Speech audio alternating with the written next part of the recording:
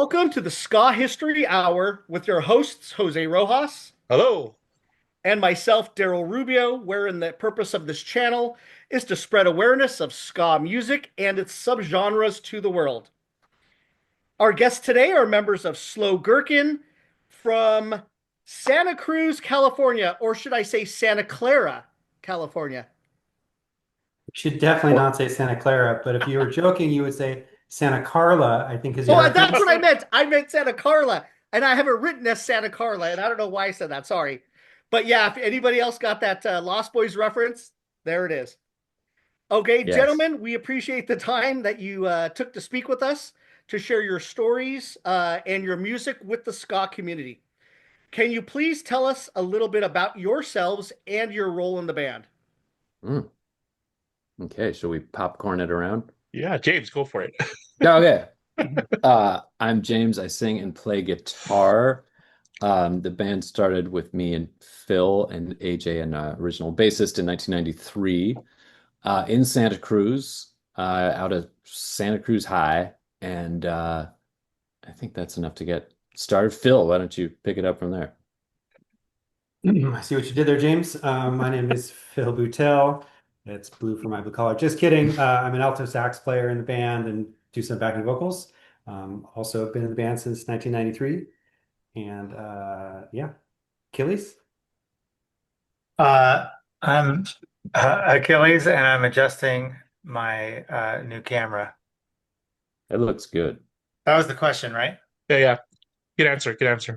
Yeah. No, I we used to swap shows, my old band Blind Spot with Slow Gherkin.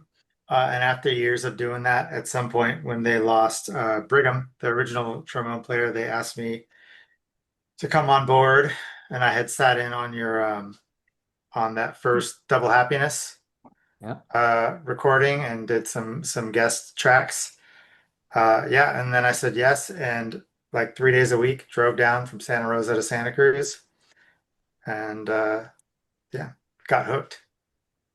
That's Nice. 3 hours, by the way, that commute. That was a Yeah, at brutal least. commute. Yeah, Yeah. in a car running on four cylinders and hopes and dreams. Yes. Peter. Hey, excuse me, I'm Peter. I play keyboard, though. In the past, I played accordion and theremin. I don't remember. I think I joined in 94, 95, maybe. And I don't know. I just told somebody in the band that I had an accordion and I got an invite to practice. And then I just never stopped coming. And actually, at one point, they invited me to play drums because James wasn't going to make the show. And James wound up making the show. And I think that's kind of when I was like, well, I guess I'm in the band. Um, and then my other role in the band is needling James. Yeah. We have alternate personae, Pedro y Jaime, that's just where we bicker back and forth, which we developed on tour where we would just wind each other up for hours and hours at a time. And it continues to this day. You're going to witness that in this interview. Hopefully. And Achilles, I just wanted to show you this. You Oh, Blind Spot. Oh yeah, Yes, From that's your old the buddy, CD. Chuck Phelps and Tomato Head. that's right. Yeah, Oh. I guess that's the one thing you shouldn't ask me about. No, I'm just kidding. About Chuck or about Tomato Head? No, I love Chuck and I love Tomato Head Records. All right, I do have questions about Chuck. So So how did I love Chuck. Yeah. so how did the band name come about? That was, Aaron Carnes just asked me this, the In Defense of Ska guy, Uh, and the assumption, Planet. which Flat Planet, Yeah. of course, Yep. the assumption is that we worship Skank and Pickle so much that we just chose like the closest possible name to theirs, okay. and it surprises us just as much as anyone that that's not the case. That we were not thinking of Skank and Pickle when we named our band, even though we were obsessed with Skank and Pickle. We just thought they were gods. And that was not a conscious factor. It was just a whole big sheet of names that our bass player ZK had come up with. We were mixing around like slow this, slow that, slow weasel. No, slow gherkin. Done. Nice. You Yeah. guys mentioned Aaron Carnes, and since this is a ska history hour, I have to mention one of my favorite bands ever is one of his bands from 1998 called the Fashion Police. And I don't know if they ever Wow. released anything, but it was kind of amazing. Like Gary Newman's first album, kind of punky synthy thing. Nice. Nice. I had no idea. It's good for the mention. Yeah. Has anybody said Slow Jerkin at all? Never. No. Yes. I've never heard that. Yes. Oh, yes. My- Sometimes it's an honest mistake. A lot of times it's a diss. Sometimes it comes with a gesture. Yeah. Did I tell you? I told him earlier. No, The yeah. first Yes. time Gherkin played at the Phoenix and I saw the band that was coming, I was like, oh man, these guys are going to be awful. But then I learned what a gherkin was and how good the band was. Yeah, I didn't know what it was either. I'm like, what is a gherkin? So I was pronouncing it wrong. I was like, oh, Slow Jerkin, okay. My But favorite that was though back was in the day. my favorite was a guy who thought it was Slow Gurkha, which is like a warrior from somewhere in the Indian subcontinent. He was Oh, hence wow. named after that. Yeah. That's awesome, actually. Yeah. Yeah. We should just go with that. Yeah. I did really like, I think I learned in the last week or so, James, with that name thing that what one of our dads said, you definitely need to go with the hard consonant, right? Matt's dad. When we were Matt's dad said gherkin because the hard consonant is going to be much easier to stick with. Don't do the weasel or some softer, Oh. So there's that too. I didn't know Okay. that till last Cool. week. All right. Shout out to Randy Porter. Yeah. So we saw that your band started in 1993, disbanded in 2002, then recently reunited. Can you please tell us about the formation of the band? We'll get into the other stuff later. Okay. Yes. Yeah, okay. Formation of the band. AJ and I were high school sophomores. Phil and ZK were high school seniors and like cool upperclassmen kids into music. AJ and I were still coming out of like metal, like being really into Guns N' Roses and Danzig and stuff like that. We still are, but Phil and ZK and their friends started introducing us to bands like Operation Ivy, and then Skank and Pickle came through town, blew our minds. Bad Manners came through, Fishbone, the Busters, all these early shows we saw, and there were a couple local bands too, like Square Roots, where we first of all realized there was such a thing as a local band, and that bands weren't all just arena bands.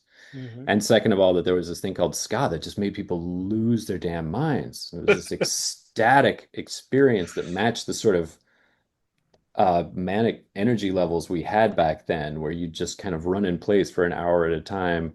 And we just thought, this is it. This is what we're doing. And Phil, what else happened around that time?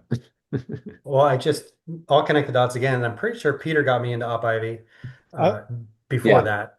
I Definitely. was gonna say actually what happened was I made a I don't know if I was being strategic and like trying to sneak into the band early on or what, but I made a mixtape for Phil that had Op Ivy and some other like more obscure ska punk things and just some like lookout punk bands, and I titled the mixtape "Don't Show It to Those Guys in Inner Sanctum" or something like that. That Our was old metal totally band. it. That was it. Because that was 11th grade for Peter and I. The Inner Sanctum was playing in the quad at Santa Cruz High, which we really enjoyed watching. But yeah, so I think there's Peter's subterfuge there that actually put this all together. Right. Inner Sanctum was a metal band that was me, AJ, Matt, and a couple other guys who didn't end up being in Slow Gherkin. So yeah, you could see why you'd want to keep these suburban dorks out of your like cool ska Actually, you know what? punk world. The mixtape was called Red Hot Chili Peppers Suck. Because No. It was Op Ivy is better than RHCP. there you go. There Yeah. it is. Because That's right. Because Phil and I had Phil. we had a speech class together, and Phil did a speech about "Give It Away Now" by Red Hot Chili Peppers. Yep. And at that point, I was just like too cool for them anymore, even though I think they're a great band.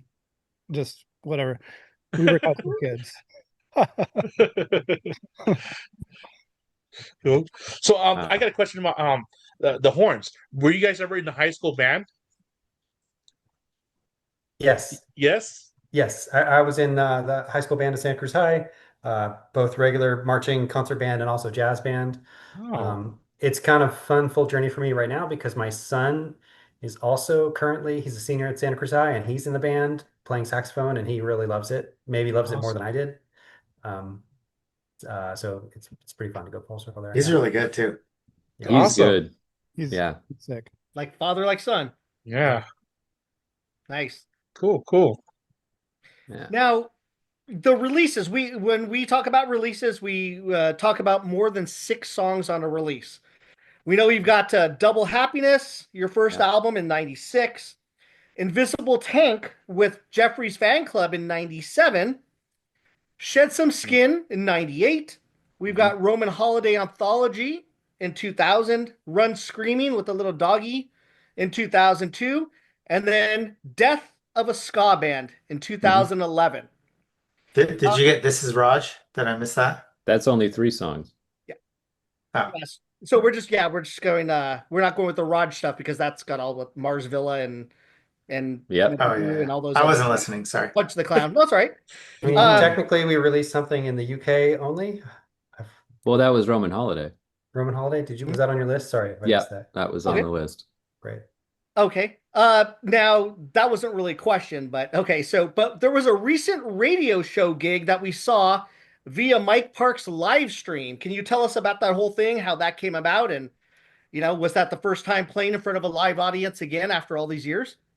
No, and Peter should field this one because Peter really dug deep into our endless email threads and figured out the sort of gaps in activity because we broke up in 2002, but then toured the following year. I think the following year we did Japan for the first time.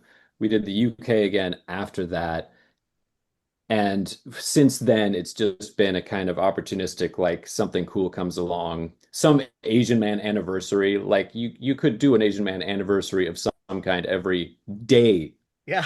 if you wanted to. He just released his 400th album.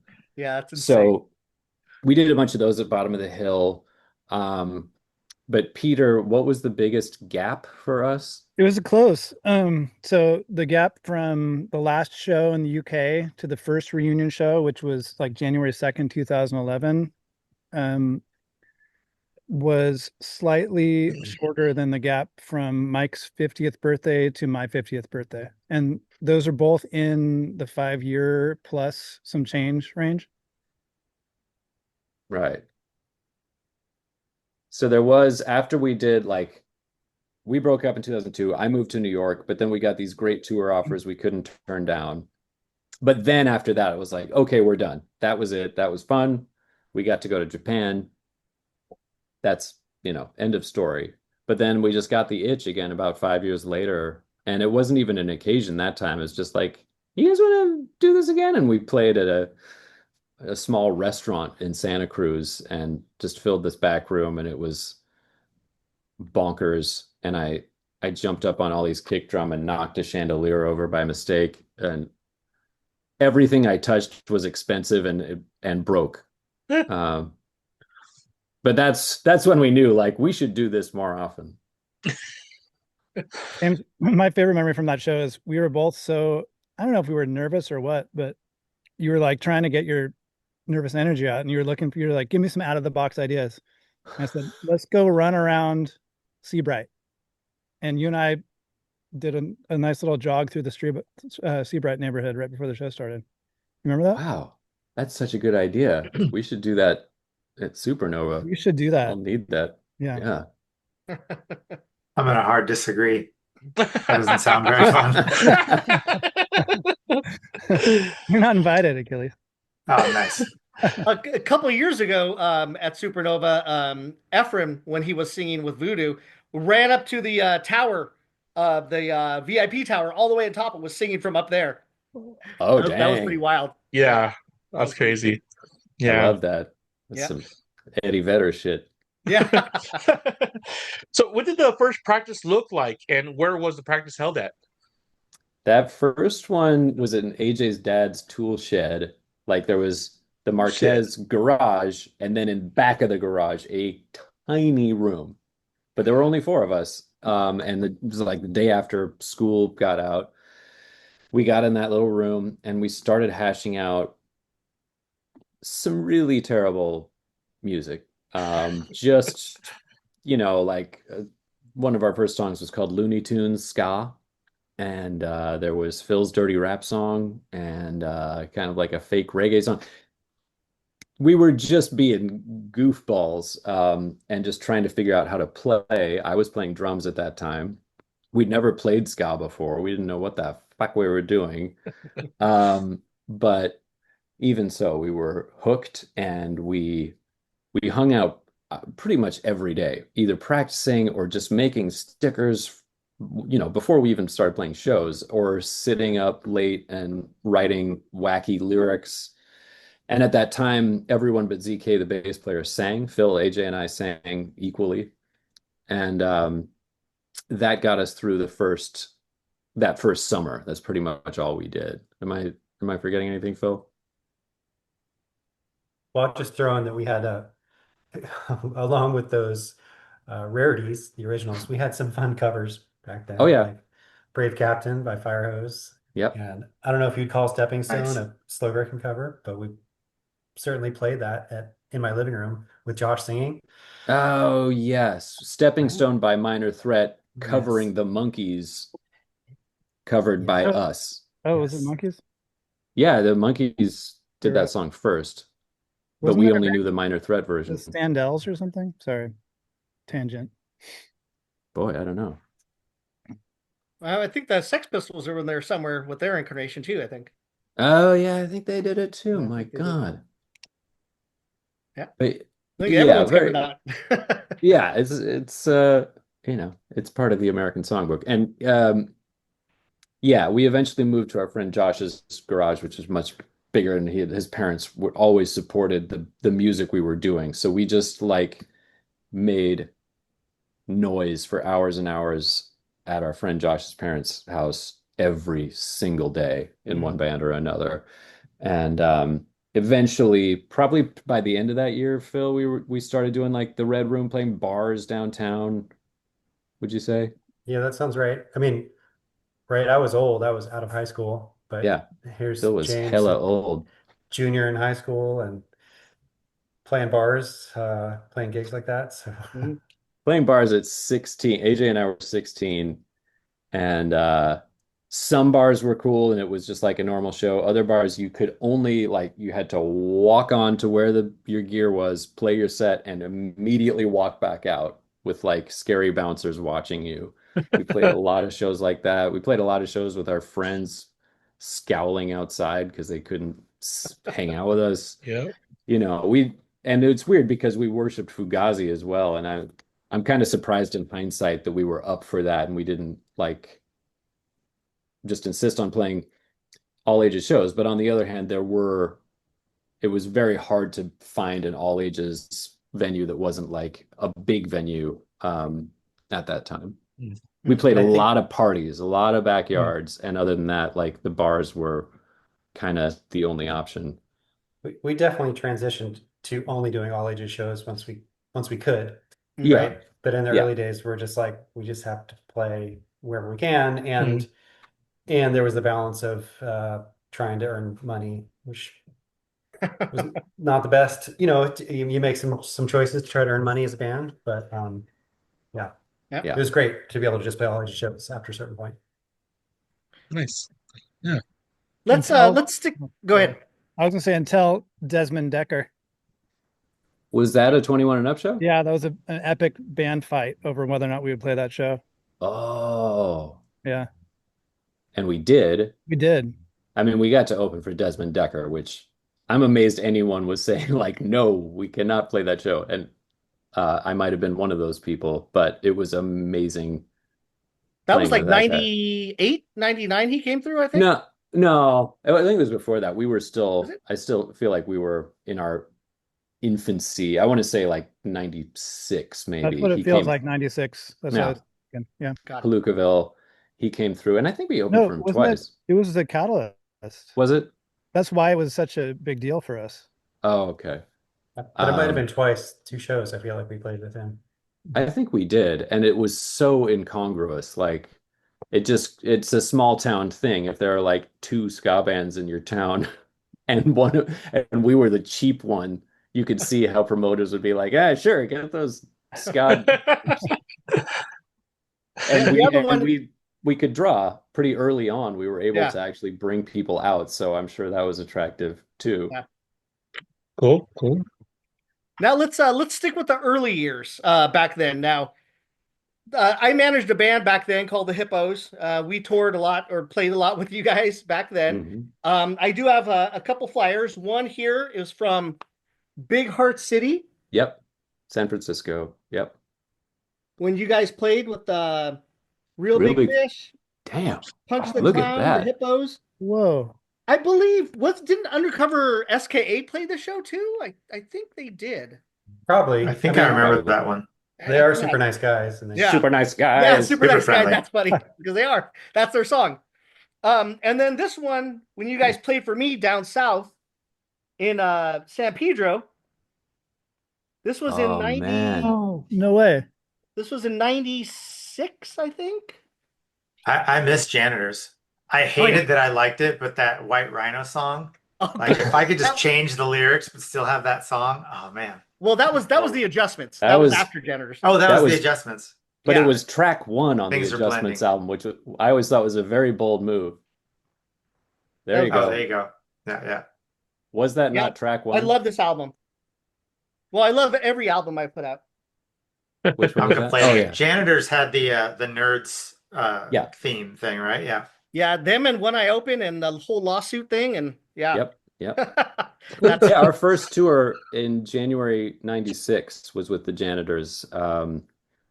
When Lodge and Michael Liu were still doing it. Mhm. We toured with them twice, and I love those guys. Great that's band. when I think that's when Dave had taken off and Lodge took over on yeah. Yeah, we had played around the Bay Area with Dave on lead vocals, the weirdest frontman in all of third wave ska. I loved that guy. Weird, like goth Pee Wee Herman. What the fuck was he doing? I don't know. It was great. I still have their 10-inch from when he was in the band. But yeah, by the I time do too. I have it here. Oh, there you go, with the like spiral binding. Yeah, yeah. Yep. Uh, I work at Lions, but while he's doing that, it's, there it is. it's this, Yeah, I have the one wow. with the stupid the joke on the front Yeah, and About- that ugly ass parrot. yep, the guy with the tattoo on his shaft. Yep. Yeah. Um, it's a good joke. It is. But- It is a good joke if you hear it. Yeah, by the time we toured with them, they'd kind of had this complete overhaul where Lodge was now the front man, and they had turned into like a ferocious, Mhm. tight ska punk band. Yeah. And that, it kind of carried that into the Adjustments. Yeah, I had booked them a lot down here. I felt bad one day. I booked them with Millencolin at the Alligator Lounge, and I had them play after Millencolin, Mm. and everybody left. Mm. So I remember Lodge was really pissed that day. Wow. But yeah, they yeah. played a lot, and that's how I started working with them when they started the Adjustments. So that was Yeah. pretty awesome. Yeah.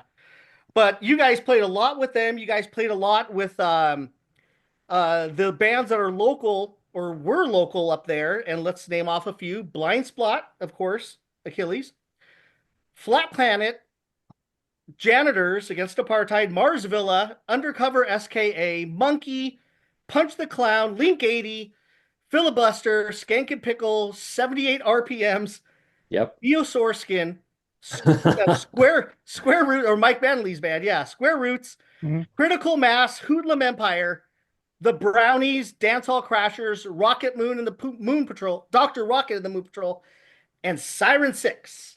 Wow. Who was I think Fish. I don't recall ever playing with Neosaur Skin. Blind Spot did a few times. Okay. I There thought you that go. was us, but I remember that band, the Barking Spiders. They should be. Oh, Santa Cruz band. I did you Great. get Conspiracy? And then there was another band in Petaluma that was the ska staple. Yeah. God, I don't remember it. The Tin Tin Frog. Circus? Tin Circus. Were they ska? Oh, Yeah. Tin Circus was, yeah. went on to become the Velveteen, sort of. One Yeah, of them. Yeah. one of them. Yeah, I mean, Yeah. there's not that many around. I mean, Aaron from Flat Planet, and of course Achilles is doing his thing, and then um, what's his name? From Hoodlum Empire, Boofish. Hmm. He's in Brunt of It now. Oh, You know, bunch of other bands are kind of still doing their thing, but some have fallen through the wayside. Monkey's still around. God damn. yep. And in fact, Brian, well, is Brian currently in Monkey? Brian Wallace. The trumpet player who plays in a bunch of bands, including Bruce Lee bands sometimes. Yeah. He's playing with us at Supernova. He's going to do Oh, some okay. songs. Yeah. I don't know. I mean, we know Curtis still playing around and he's doing his thing, but I don't know about the other guys Hmm. in I there. think so. Well, I mean, I saw them last year, I think, down here. Mhm. Still doing their thing. I mean, Yeah. they are warriors. Yeah. They go everywhere. They even come up to Ukiah. Not Wow. many bands come up to Ukiah. Now, I love the song Salsa. I heard it first on the on that compilation Puro Español. Puro And- Español. Yeah, Puro Español. I love that album. And then I found it also on Hey Brother, Can You Spare Some Ska too? But on the Puro Español, it says Salsa 3. Yeah. Yeah, why is it named different? Yeah. Is it a different version? I'm like, I don't know. We had that's some very inside baseball stuff because the old metal band Inner Sanctum had a song called Salsa 2. Oh. And I don't even remember what Salsa 1 was. But by the time Slow Gherkin came around and I mean, it's such high school stuff. We were learning Spanish as sophomores, and we were trying to and our Spanish teacher used to show us a lot of like Spanish boy groups kind of so we would learn, and so we tried to write a song in that mold, and the Spanish itself is terrible, and it was kind of a joke, but out of that we started getting shows with some like rock and Espanol bands coming up from Mexico, like some of the wildest shows we ever played. We played with La Lupita, who were I think like a major label band in Mexico. And they were like ska pop with two metal heads in the band. So then it would go into like the Shroud. But they put on an incredible show, packed. Kids were so fired up they were moshing to just like the house music between bands. And we felt so grateful that we got to be plugged into that for a minute. And another one was Víctimas del Doctor Cerebro. Mhm. Those guys are like sick. a horror themed ska metal. Wow, we played the Catalyst with them, and those were some of our funnest shows, I think. Did we play with Maldita Vecindad or just cover them? No, we never did. We covered the song Pachuco by Maldita Vecindad, and I think that was another thing that kind of connected us with the rock and Espanol world, because that was like a go-to song for us for years, but we never played with them. James, I took, I forget if I told you this, in college. I didn't take Spanish till college. I took French in high school. And once we had to turn in a Spanish poem. Oh. And I literally just turned in the words to Salsa 3. F. And you got an F. Oh, 100%. She was like, what is this garbage? So, Oh, basura. yeah. Pseudo. Total Oh, you got mess. that right. Ding, ding, ding. I got that. Yeah, okay. Now, my next question is kind of a three-part question. The first one is having to do with Chuck Phelps from the drummer of Skanking Pickle, also known for Tomato Head Records, who put out the Bay Area Ska There it is. album there with you guys Mhm. in that. And it's got Slaughterhouse and what is it? They Wanted Earth. They Wanted Earth on that one. Okay. You guys were also on a scompilation. I don't really know who put this one out. Oh, Remember this West Coast scompilation? I don't Mm. know. Do you, Phil? I mean, vaguely. What's up in Oregon on that one? Is it like the Ready Man or something? Yeah, it's Easy Big Fella Okay. from up there and Cherry Poppin' Daddy's Engine 54. Those are the ones from up there. Oh, Francesca also. God, Oh, yeah. I haven't heard of them Francesca. in a while. Yep, we played with them. Yeah. And the Diablo Tones.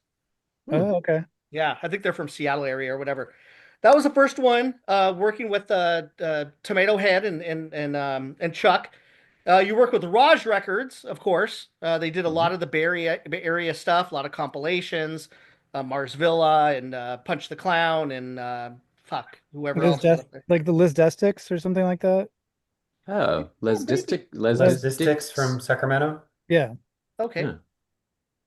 Yeah. And then, of course, the almighty Mike Park and Asian Man Records. Let's talk about working with Asian Man all these years and the support that you've gotten from him. That guy's so cheap. Wow. Oh my God. Uh, where to begin? I mean, I told you they came through town and blew our little minds, and we were 13, 15 years old. And I'll quickly tell a story that you might have heard before, but it's essential to our story, which is that Skank and Pickle played in, I think, 1991, and we all went, and AJ and some other guys who weren't in the band, we were just wandering around the streets of our suburban neighborhood after that show, and a van pulled around and stopped in the middle of the road, and the window came down, and a guy was like, "Hey, do you know how to get to this party on such and so street?" And miraculously, our friend Julian did. He's like, "Yeah, I know where that is." They're like, "All right, get in." And we got in the van and we're like, "Oh, fuck. We're in the Skank and Pickle van right now." They What? just swung by, and everyone had been talking about how the show was like a religious experience, and then we were in their van showing them how to get to the after party, which happened to be in our neighborhood. Oh wow. And so we got to hang out with them that night a little bit, and we were children. Like, we didn't start Slow Gherkin for another 2 years after that, and then Skank and Pickle had us open for them at Palookaville, and a relationship formed out of that. And that was also right around when Mike was leaving Skank and Pickle and starting Asian Man. He had co-founded Dill with Skank and Pickle, and they put out the first few albums. And then he was like, I do think we were a very early band on Asian Man, weren't we? Yep. Yeah. Was Asian Man 12? 13? Yeah. 12? Okay. Yeah, and we'd put out Double Happiness on Raj Records, I think in 1996. And they gave it a great push, and I think we blew through the first 1,000. At the time you did a run of 1,000 CDs, and like we got rid of those. And then Mike said, like, if you can extricate yourself from Raj, you can re-release the album on Asian Man. Caused a little, yeah, sorry. Mike, what happened? Mike kept on saying, "Your album's so good, we got to get more people to it." And so he's like, "I wish I could put it out." And so I called his bluff and I said, "Okay, put it out then." And then he said, then the part where you came in. Okay. Wow. There were some backdoor machinations with Pedro and Mike Park. I did not know that. And that's where it went from the live Salsa 3 to the recorded one, right? Oh, yeah. I mean, Double Happiness is such a kitchen sink album. There's like many studios represented and live songs. We just threw together everything we had with no sense of like quality control. And we tightened it up a little bit for the Asian Man re-release. But it's mostly still an album made by teenagers.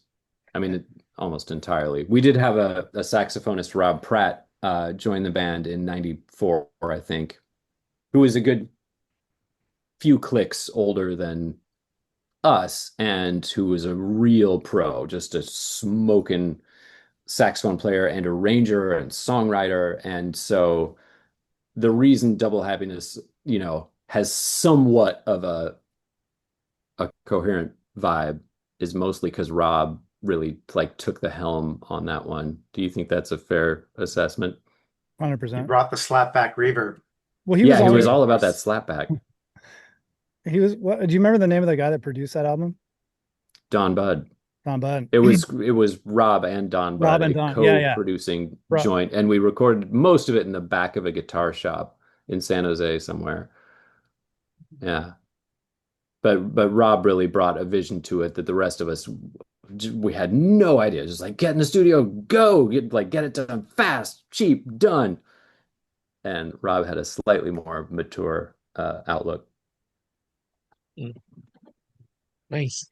Now the intro to Trapped Like Rats in Myers Flats, great horn line, man. Can you explain what is going on in that lyrics and the story behind it? Sure. Now I'm trying to remember. Was that a Rob horn line? Yeah, 100%. Yeah, okay. So Rob, our sax player, wrote that horn line. And the lyrics, it's just kind of a loose free association on our first days of touring. Myers Flat is a town way up almost to the Oregon border, and the population really is 100.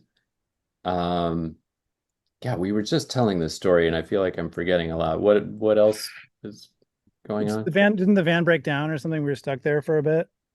Yeah, I believe I think so. it's one of those towns that you take the exit to Yeah, yeah. stop to go to the bathroom or gas, whatever, but there's not an on-ramp back on, and you gotta right, you gotta go through the whole town to find how to get back on the freeway. And That's Yeah. we right. didn't have maps or phones or anything, right? We were just like, Yeah.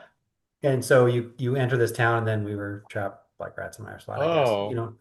To give credit to James as lyricist there, but it really happened. Mm.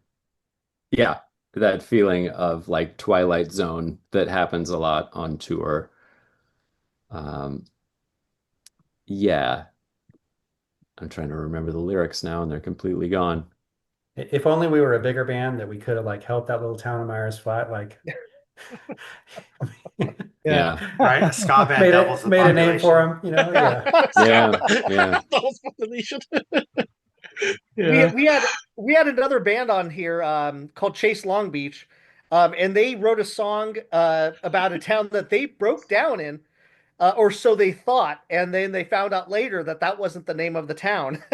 Oh, It was the next town over or something. The town over.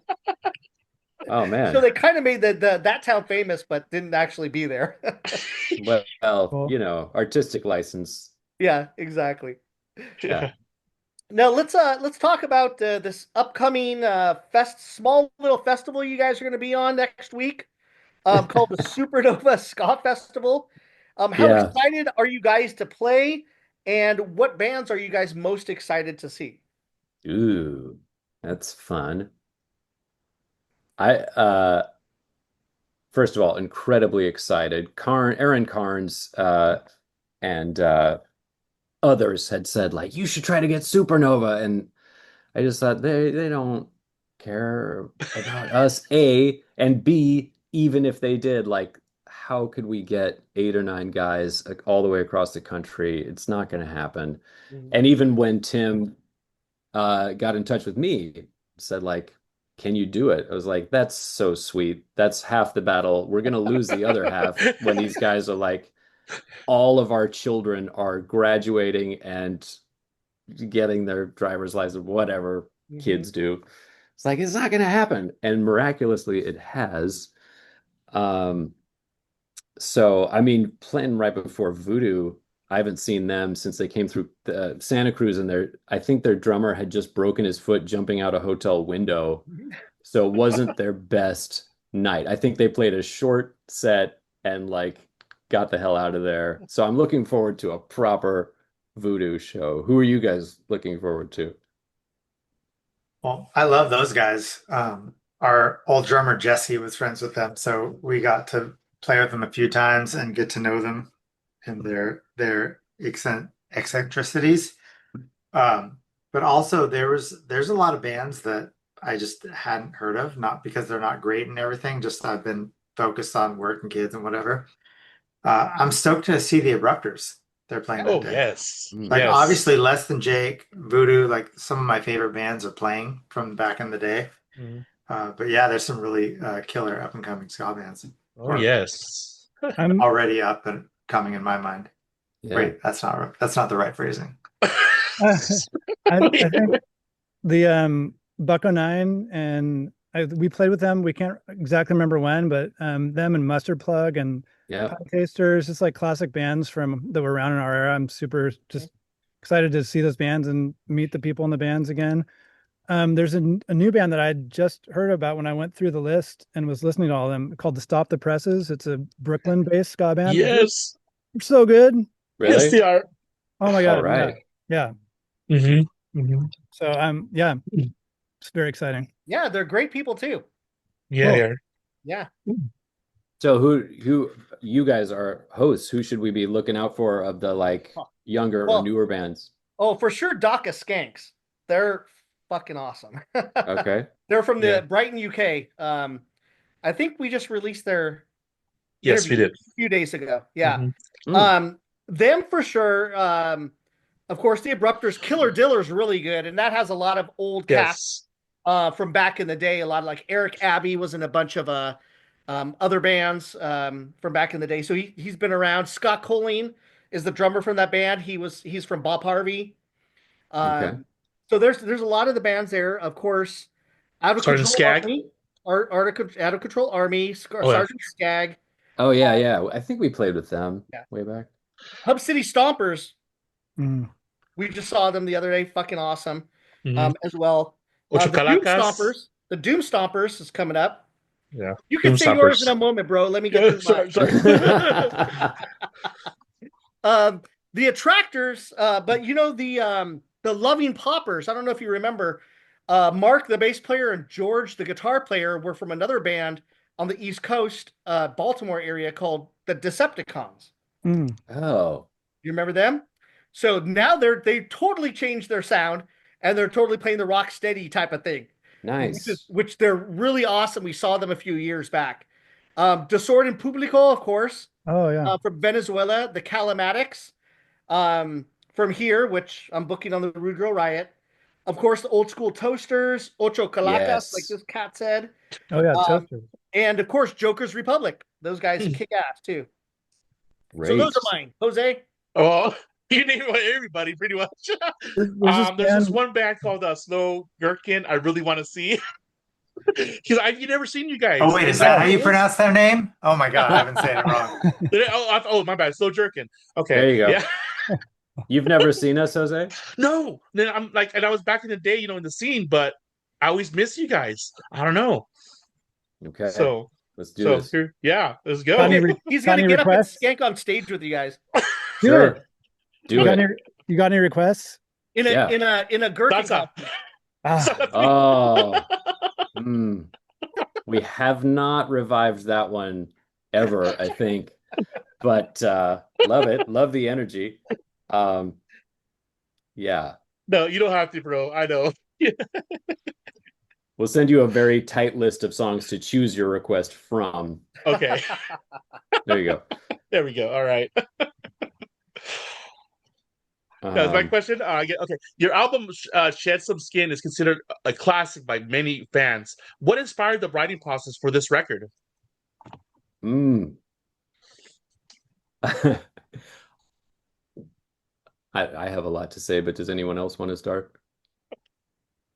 We're losing Peter. Yeah, Like, that's what I was about to say. How about Peter's kind of fading into darkness? I can go inside. Is this are we doing video? I thought it was just Yeah, audio. it's video. Oh, okay. I'll go inside. But James wanted somebody else. I'm just gonna say what inspired the writing process was being stuck in a van with 9 dudes for a couple years straight and loving each other and hating each other and Mhm. then writing songs about it. But mostly loving each other. I shouldn't say hate, but you know what I mean. Just like getting on each other's nerves. Of course. Mhm. Because Yeah. if you go back and listen to all the lyrics, they're almost all about the band in some way or another. They're all personal in some way or another. Tension Yeah. and release. There you go. I mean, that's kind of why it's called Shed Some Skin, as we were feeling some major growing pains and seeing some real sort of ideological differences spring up within the band as far as like how to make it work.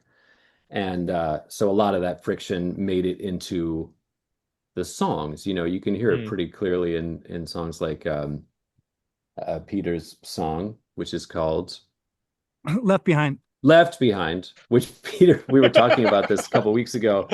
It was not originally about Peter's frustrations with the band. I think it was a more existential, but we kind of, once it got into the meat grinder of Yep. our practice room and we all started working on it, it shifted and became pretty blatantly about, trying to maintain your individual identity in a unit of 9 dudes with And very strong opinions. 10? and is the band even going to make it? Oh, yeah. And is the band even going to make it? Yeah. Mm-hmm. So, yeah, I mean, it starts off with a song about tour, and Mm-hmm. it's so funny when I think about it now. I only smoke when I'm drunk. The double happiness years, we were mostly kind of de facto straight edge. Like we didn't think about alcohol or drugs or anything. It just seems superfluous to ska. Like that is the drug. Ska is the drug. And I only smoke when I'm drunk was a very real, like, whoa, shit. We're out of high school now and we're like partying more, and our ideals are shifting, sliding, as they were for some of us. So it was an album about a lot of change. And we also grounded out, we'd put out Double Happiness first in 96, I think. And it was time for a second album. We felt like this is it. Like the wave keeps building, in that mid 90s period. Mm-hmm. We gotta get an album out. So we were touring a lot. We'd taken, Phil and I and others had taken time off school. And it's like, okay, let's do this. And we ground out most of Shed Some Skin in a practice studio, working basically full-time hours, like full-time weeks for a few months to get it done because we lost Rob Pratt, the guy I mentioned, and with him some clutch songs. We're like, fuck, we don't have an album. We don't have enough songs. So we got in Oh, there and sweated it out. And that really added to the tension too, because we were writing as a 9-piece band, not like one guy brings in a complete song, okay, learn that. We were building them together. And I'm so glad we survived that because I've never been in that situation since then where it was that collaborative. But Rob it's was our fucking sorry, go ahead. brutal. mm. Rob was like the main hornline guy for a while too, before we got into that mode. Like, Yeah, would you say that's accurate, Phil? Yeah, and I think that, the other of us hornline people we wrote horn lines, but Rob wrote really good horn lines. Mm-hmm. So how could you, he was, again, he was so much more, I don't know how much older than he was than us, 10 years maybe, but he had a lot of playing experience and writing experience, and he was just good. And we still felt like kind of a bunch of kids throwing it together. So it was amazing what he brought to the band song wise. So when he left, yeah, there was kind of a gap and it was hard to fill that. and had to be filled really quick. Yeah. And they totally stepped up and some amazing horn lines on that album. Yeah. Yeah. Absolutely. Yeah. I gotta say, it's funny, James, that you mentioned the collaboration process. And I feel like I got spoiled with bands and ska bands where it's like all democratic and everybody gets a voice.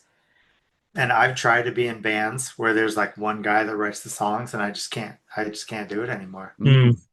Got super spoiled from that. Like just the communication and the conversation you get to have with people is awesome. Mm-hmm. I think that's part of what made Slow Gherkin really good. And if I can blow this incredibly out of proportion, I was listening to a podcast recently with a great thinker who died recently named David Graeber, who's written about anarchism and economics and a whole bunch of stuff. But he, long story short, he was saying in this podcast, most people have no experience whatsoever of direct democracy. They only know sort of representative democracy and then hierarchy, work hierarchy, family hierarchy. Like, how often do you actually have a group of people where everyone, at least most of the time, has equal say? And I was listening to him and I was like, oh, fuck. But we've done that. We did that. We do know what direct democracy is like. We did it. It was fucking hard and imperfect. And there were still like power games, but I know what he's talking about, and I'm so glad that we had that together.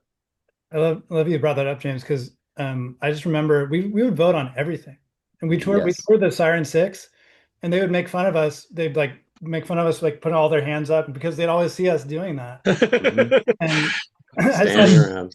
this one memory of like, you have skin in the game, in this kind of situation. And I remember at one point making a vote based on principle, and I was a swing vote, and realized, oh shit, now we're gonna have to do that thing. It's not just I can't just take a principle.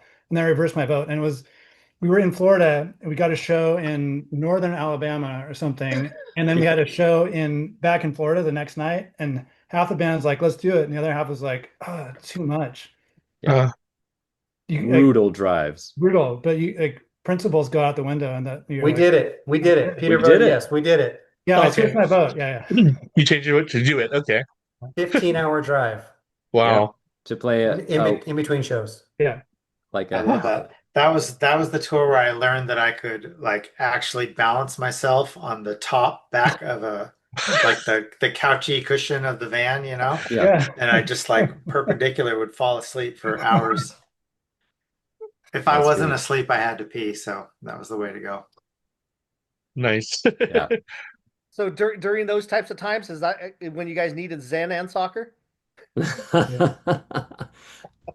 That's a very good observation. I never thought of it that way, but we didn't have any Zen, but we did keep a soccer ball in the van and kick that around.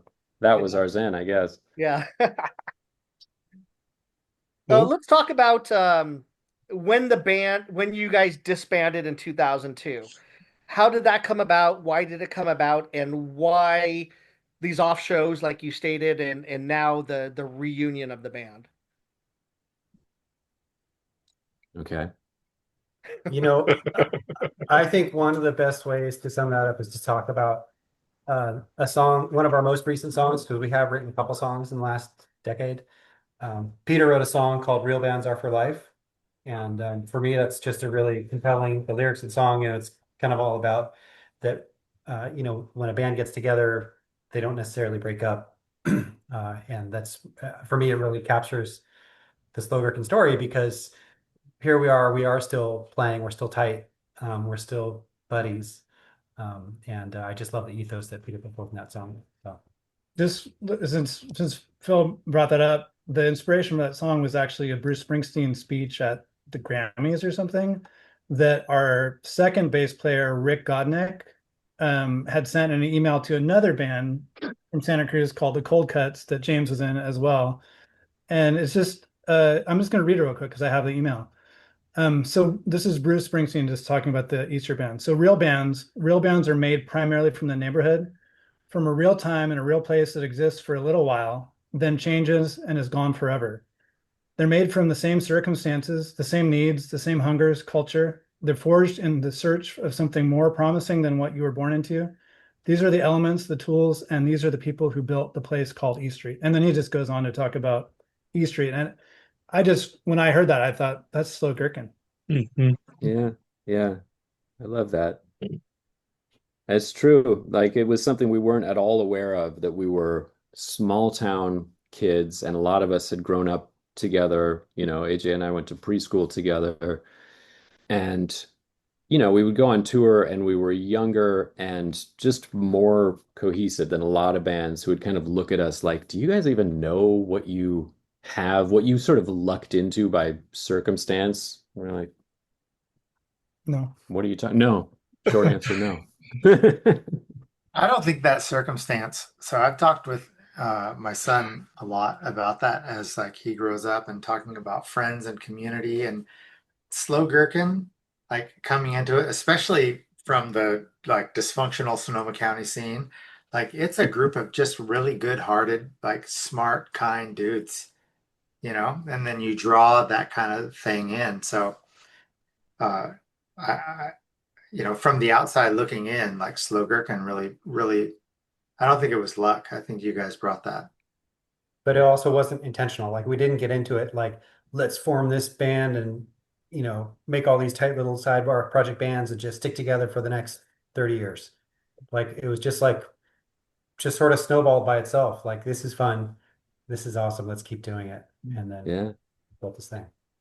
And just to backtrack for a moment, in 1995, one Zach Ollie Olson came and joined us at our practice studio because for complicated reasons, I wasn't playing drums anymore.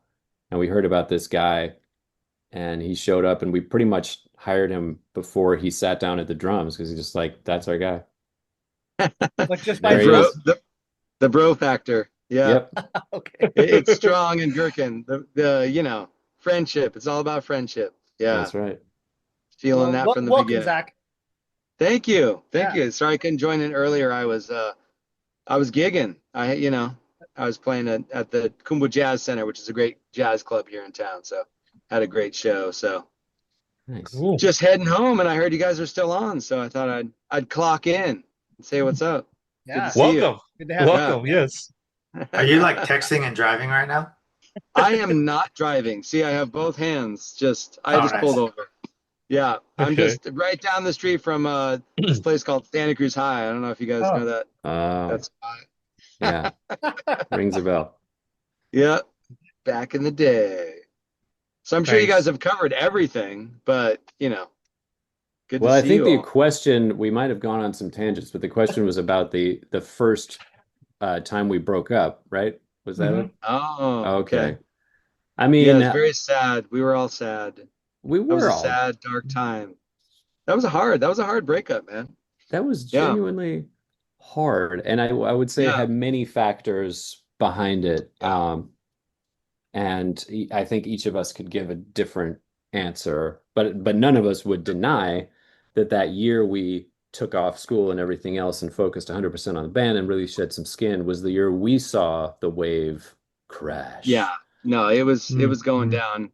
It felt like the right time. I mean, yeah, it That- was which That's is one of not my feeling. to say, questions right there. yeah, The okay. Yeah, the third wave ska had a rise and fall. What did you think caused the shift? Ah. Well, I feel like it's important to say, even first and foremost, that there were some bands that saw exactly what we did and Mhm. said, okay, we're going to keep doing our thing. And we yeah, we had a different path, but I like to acknowledge bands that, I don't know, like the Slackers, who like just were not phased by double the, down, man. Go for yeah, it. yeah. Yeah. Many bands like that. And ours was a different story. But what did we think of the crashing of the wave? It just felt like I don't know. I don't think it was. I think it was sad that the friendship. I don't know. The first time it kind of felt like the friendship was over, Mm, um, even though it wasn't. But like it was like kind of a letdown for how much energy we were all putting in. I kind of felt like it was like, yeah, it was a bummer, but it just felt right. I mean, it was just like, people aren't showing up. It's getting harder. Mhm. We all have things we want to do in our lives that need to happen now.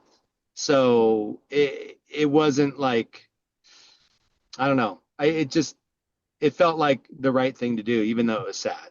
Yeah, Mhm. yeah. yeah, Yeah. Yeah, I think setting the genre aside, there was a fear that something we loved so much might stop being as special if we just kept doing it. If we were yeah, like, no, Oh. damn it, we're gonna keep going. Like we might have sort of tacitly agreed that like, no, it's better to maybe just yeah, let it go and see what comes next. And we back then, if you had told us like we'll be talking about this 23 years later, I doubt any of us would have believed you. yeah, right. It was like, Yeah, Mhm. this is it. Ska is the most uncool thing on the planet, and we're starting to, Ollie's first kid came along in 2002, right as we were breaking up, and it's like, okay, it's time for the next thing. It's incredibly sad, but we're gonna let it go. Mhm. Mhm. I Yeah, think I go was ahead. going to say, 'cause I actually quit the band a couple years before the breakup, and I don't think that like ska falling apart really bothered me too much in the sense of our band, but I think with Shed Some Skin, we had such a unified, cohesive vision, even if we have all our personalities and stuff.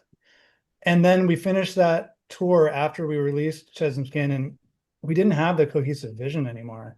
Hmm. And I needed to have a shared vision, and it just wasn't working for me without it. And so other people just like really like to perform and stuff. And so I think that Yeah. like the growth that we were kind of foreshadowing in Shed Some Skin, once we let go of that shared mission that we were on, it became, the bond just kind of broke apart a little bit. Mhm. So Yeah. like I didn't want to quit. In fact, I didn't quit. I just moved to New Orleans, and then when I came And back, quit. No, I never said I quit. And then no, right. and I came I back. can't make practice anymore. I Yeah. live in New Orleans. Bit of a logistical hurdle. Yeah. Yeah. Yeah. Mm. So, do you have any favorite tracks to play live? Oh, Mm. that's a fun one. Yeah. Let's each do one song that's like, here it comes on the set list. Sweet. I love it. Let's go. Love to play it. Yeah. Yeah. I like to play 1147 because it's a little Yes. slower, it's groovy. Um, hey, it starts with drums like a Yep. lot of songs, but Tasty drum fill. I just like, I don't know, like I like playing fast, but man, it was kind of fun doing something that was a little slower, so Yeah. Okay. yeah. Okay. Nice. Peter? I would have answered this differently before our last show, but we brought Roger back recently, and I just love playing that song. It's so fun. That was. There was Yeah. some mixed feelings about that song when it came out on Shed Some Skin, because I wrote it about my cat. I think it was hard for the band to rally behind a song about my cat. Really? We've grown up. We've grown up. It's cool, James. Like, we understand the bond between animals and Yeah, humans everyone now. gets that Yeah. now. Yeah. Achilles, what's your Achilles? Yeah. You guys all know. I really like the song "Pretty." I think there's something magical about that song, I and I'm think you not just quite like the sure what it title. is. You like the title, man. It's what I want to be. You know, resonate? Yeah. It's what you are. Right. Right. it's just different. Like it has a lot of parts, but honestly, that's always been my thing. I love that song for a few reasons. But when we were just doing these things and listening back to the old songs, Snakes, That's a fun one too. I'm super into that. That's taken my Okay. new number one. Wow. It's the way that song like grows and changes and develops and has some maturity there. It's beautiful. Okay. Cool. Achilles. And Tetley. That's actually a fun song to play. Achilles was Yeah. visiting me in Portland recently, and he got a message on Facebook from some kid requesting "Pretty," and so he was like asking if we could play "Pretty" for that kid, and then it just kind of And his fiance. It was like his a his deeper, fiance, and then Okay. it kind of morphed into Achilles asking it for himself. And then when I was doing the email research for our biggest break, I found in an email 11 years ago, Achilles asking the same question. Maybe we Wow. can we put "Pretty" on the I guess we should do that. It's like Rodney Dangerfield. I get no respect. No respect. good No lord. respect for the pretty. Wow. Yeah. Wow. Okay. Okay. I'm down, man. Let's fucking do it. Phil, do you have a favorite one? I was also going to say Roger. That was one of the best at that last time Wow. to play it, and I was definitely one of the advocates for throwing that into the list, and so I'm happy for it. But I'll just go with another classic. I like Myers Flat, and I like the story it tells. It's always a great journey. So, and where we put it, it's usually at the beginning or the end of the set. So it's like either the Yeah. strong opener, strong closer, and that's like the best. So Cool. Yeah. Cool. I got a double jump in. Weasel was the other one. Wow. Like the keyboards on that are pretty badass. That's pretty awesome. Oh, What about you, James? There's Peter's Roger. Who's There's that, a beat- Peter? This There's is a BTR. Sweet Pea. Sweet pea. This is definitely a BTR. Some Oh kind of. my gosh. Oh my. Meow meow. You're gonna have to tell them what a BTR is after you pick your song. Okay, first I'll do mine. Mine has got to be Another in Your Life. I feel like Yeah. when we start that song, I get the feeling when you're at a show and a band plays an opening riff you recognize and you're like, yeah. That's how I feel playing our own song, and it's just a Yeah, that's beautiful a AJ that's a song. classic. AJ That songs was are gonna be always mine, but oh yeah. tasty, But Still then be I yours. don't know. Yeah, mid that's my other tempo. favorite one. Yeah, yeah, grooving. But you BTR is a initialism Peter just used. When we did the song Roger, it was about actually my mom's cat Roger, who's this very sleek black cat, like a real beauty. But then getting to the Pedro y Jaime dynamic, we would see any kind of cat on tour, including like a mangy ass cat next to a dumpster on tour, and he'd be like, "That cat's so much better than Roger." And he said "better than Roger" so many times that it became just BTR. BTR. Anytime you see a cat, Oh, that's BTR. cool. That's The funny. thing, the thing with Roger is, rest in peace, Roger. He was a beautiful, great cat, but he bit me a lot. Like, Oh, it's one of those cats where, like, Yeah, he'll bite you. yeah. So it was fun just to mess with James. He was a biter. cool. Nice. Now with the Double Happiness album, there's a lot of like Asian themes going on there. Were you guys really into that at that time? That's kind of become like the thing with the snakes and Yeah. Well, the snake is from the American Revolution. That Mhm. even though I am a fire snake in the Chinese zodiac, but no, that was the snake is Benjamin Franklin doing, a pro-Union American Revolution propaganda. But the other Asian influences doesn't run that deep. It was more that we used to play in San Jose a lot, and our pregame spot that we loved the most was a Chinese restaurant called Bowtown, and that was just we saw Double Happiness in that the symbol on the menu, and it Right. just Double Happiness sounded apt for us, and I would say it's a little cringe that we put kind of generic Chinese restaurant font on our first album, but we were also 16. Yeah, I like it. The first cover, wasn't it like a picture of our meal? Oh yeah, it was a picture from Bowtown. Yeah. Yeah, that was Bowtown on the was great. Raj release. On the Raj release, it was a different cover that was like a picture of the table in our hands, holding chopsticks and glasses and stuff. Mike It And was such a good idea. yeah, it really was. Mike made us change it. So you can't use that cover. Why didn't We they did. like it? I don't know. We didn't ask them. We didn't have rights. Oh Even- yeah, I'm Oh, sure. Oh, I don't know. I'm just guessing. oh. He probably just didn't like it. It wasn't Yeah, sellable. he It didn't. He wasn't. didn't like it. He likes the Oh. pop. Yeah. Yeah, Okay. fair enough. So- Now, how was the camaraderie between bands in the ska punk scene back in the day? You know, You guys were at each other, or yeah. were you guys Wait, cool? do you mean between us and other bands? And other bands? Yeah. Oh, okay. Yeah, this would be a more interesting answer if we could come up with like any big band beefs, but I don't think we had any. Oh, Did yeah. we? Okay. We were Oh. the nice band. I think we got along with everybody. Although, Yeah. I mean, now that you say that, it's funny. I always reminisce about this with Dan Pothas because the first time we played with ME330 was our first national tour, 90.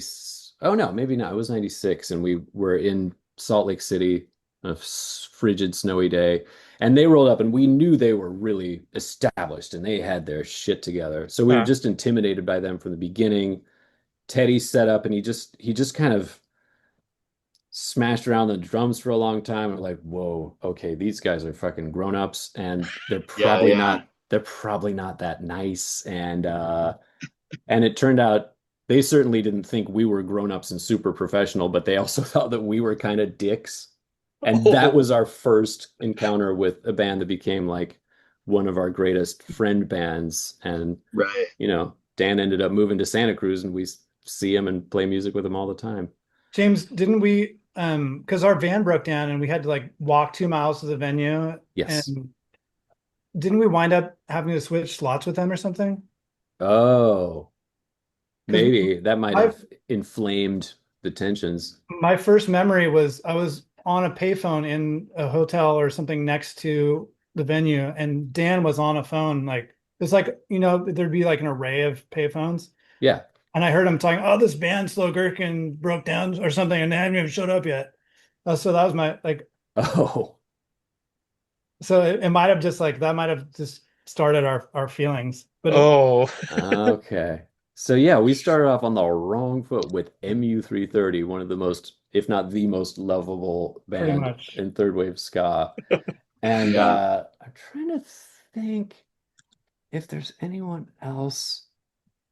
I have some, but I think this is one of those things where I should just not say anything.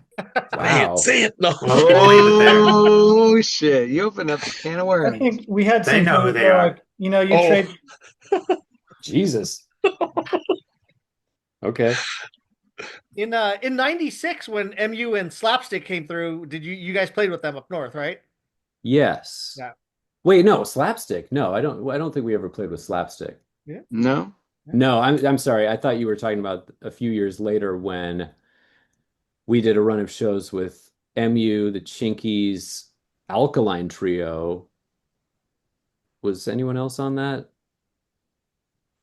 The reason why I was asking is because I originally I have a flyer from when I had booked the Hippo Slapstick and MU was supposed to come down, but they didn't. They didn't Oh, want to come down, but only Slapstick came down. And they just made a shitload of money off merch, but we had Lone Raspberry play instead of MU. But that's what I was thinking is when MU and Slapstick came through, touring together, that you guys played with them. no, we only played with Alkaline and Lawrence Arms, when Slapstick kind of exploded into many like emo punk, pop punk bands. I think Tuesday Tuesday was Mm, fucking and there was great. another. What was it after Tuesday? There was something else. There was a couple The other Broadways. the Broadways. That was it. Hmm. Yeah, I Yeah. remember everyone went different directions. It was Yeah. All kind of had cool. And then roots. didn't what's his name? Derek from the Suicide Machines, the drummer. He joined Alkaline, didn't he? Oh yeah. A Yeah. lefty or ambidextrous Hmm. drummer, which always Yeah. impressed me. Yeah. Yeah. Good times There you back go. then. Good Mhm. times. Yeah. But yeah, sorry we don't have more smack talk. No smack talk. Damn. No. It's a good thing we don't have smack talk Yeah, on it's here. good talk. Uh, Yeah. You got to keep it cool. We had Yeah. some, James, we had some like bands where like they would get us a show on tour and oh, then like we couldn't reciprocate and like or vice Oh. versa. Like we'd get them a good show because we could sell out 1,000-person venue in Santa Cruz. So we'd use that as kind of currency and then they'd trade us and we get like a lame slot or whatever. Mm. Like, nothing I like guess it worked both ways. We could have publicly apologized to Warsaw because I yeah, think they exactly. showed us a really Yeah, good time in Arizona, and then we dropped the ball just yeah, Oh. because we were yeah. They're lame. they're still kicking it around, man. They Yeah, play the Poland everywhere. Bros. Yeah, They and I hooked us still up. feel bad. Yeah, they hooked us up so many times. So many times. Yeah, I remember seeing one of them at Palookaville, like not a show we were playing, and I was like, "Hey, man!" And he was pissed. He was Yeah. like, Was "Yeah, he? man, I Was it keep Chris leaving or Aaron? messages, trying to get a show." I don't remember which one it was. Where I was like, "Oh fuck, we fucking blew it. Oh no." And so I still feel bad about that, and I'm sorry, Warsaw. Sorry, Portland Bros. It was timing, because at that point we were only playing in town like once every 6 months or something like that. Yeah, Yeah. still, we could have done Still, something. we could have done something. Yeah. Mhm. In the future, Yeah. Yeah, we can do something in the yeah, they're still future. going. Yeah. So now that you guys are reunited, you guys are playing.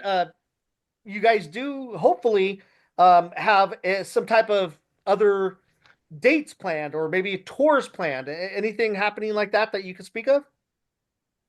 We, Mm. around these recent Santa Cruz shows, there has been chatter. We should probably not go into any detail, but suffice it to say that we've been approached by a few entities for little things here and there. And surprisingly, like, I think at least the broad majority of the band is like fired up to try to make more stuff work. I think there's a real pretty low ceiling on how much we could ever do again. But I, I personally hope we make it back down here to Southern California and do something, and there might just be other stuff. Yeah, you I better know. hit me up then. Yeah, man. I'll book your show. Absolutely.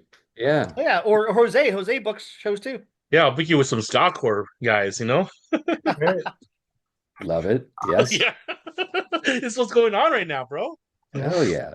hmm I mean, I'm all in. Right. And that would be an easy one for me. Yeah. Nice. Now, talking about your tours, was there any like crazy or funny thing that happened out there on your tours? Except, yeah, that band broke down. We heard that. Many times, many times. It was crazy when the van didn't break down. But all right. I mean, does anything leap to mind for anyone? Oh, there's so many crazy times. I can't do it. I, I have I so think many. a lot. I can't.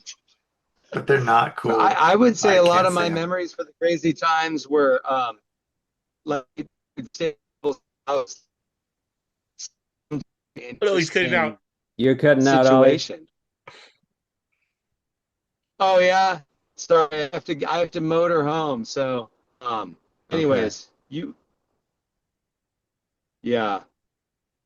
I'll try to stay on. Maybe it'll get fixed. Okay. That's Sounding too better good. now. That sounds like it was on Bye. purpose. Oh, I got some real beef right here. Yeah. I gotta go. You're- No. Bill, Yeah. Bill, what about a heavily redacted version of the story of Thanksgiving '98? You know what I'm talking about? I do. Just thinking about my kids I have in the background here. Well, it's not. It's not that bad. It's fine. No, I mean we don't have to name any names. Yeah, no, we had Thanksgiving. We were on tour with the Toasters and the Squidats. Okay. As part of the Independence Day tour. Yeah. And y'all like tossed salad was a key slogan on that tour. Anyway, we're out there on tour and it's Thanksgiving and we stopped at some family members for Thanksgiving, which was amazing. We kind of split up. Some people went, some people stayed, and then they were like, "Oh, we should go to our neighbor's house. They've got this great kind of wild. They're a little eccentric. Let's go check it out, right?" And turns out they were. It was like this. Almost like Winchester Mystery House, if that means anything to you. It's kind of a NorCal thing. Like it's an old mansion that was packed with stuff, like crazy stuff, and it became a tourist attraction. Only this case, it was like voodoo heads and turned into guns and other weapons, and then Nazi paraphernalia. Like, it just like escalated very quickly to where we were like, it's just extremely uncomfortable. Being, more than that, like, it was terrible, right? Well, I mean, I don't think our host was a Nazi, but he was an eccentric, very wealthy collector of the occult. And he took us up to his attic in this spooky old house. And yeah, you walked through a row, like a little antechamber full of dummies wearing Nazi uniforms. Then into the main room where there was a two-headed calf and like skeletons were just table stakes. There was a skeleton sitting on a chair, a real human skeleton. There was a box of bones.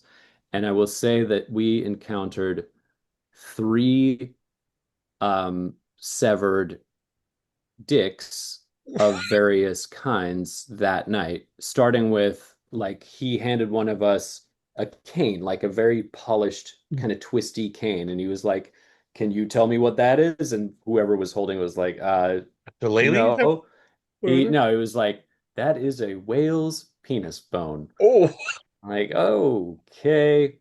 And then there was something that Inuit people used to bludgeon seals that was somebody else's penis bone. And then he took us up to the attic and he showed us this shaman's vest, like this gnarly leather vest with all this shit hanging off it, including a human dick that he said, like, in life, this shaman had cured a man of his impotence, and when the man died, he got to keep the dick. Oh, okay. So, like, how many severed dicks will we be seeing tonight, Thanksgiving?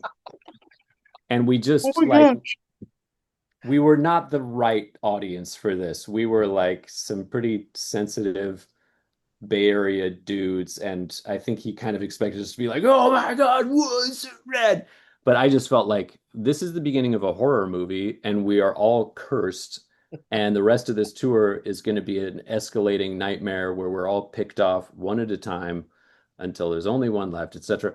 Um, we were okay after the tour, but it felt like the worst karma you could possibly inflict on yourself hanging out in this attic full of dead things and dicks. Wow. That's Yeah. very interesting, bro. I guess you really needed a place to stay. Yeah.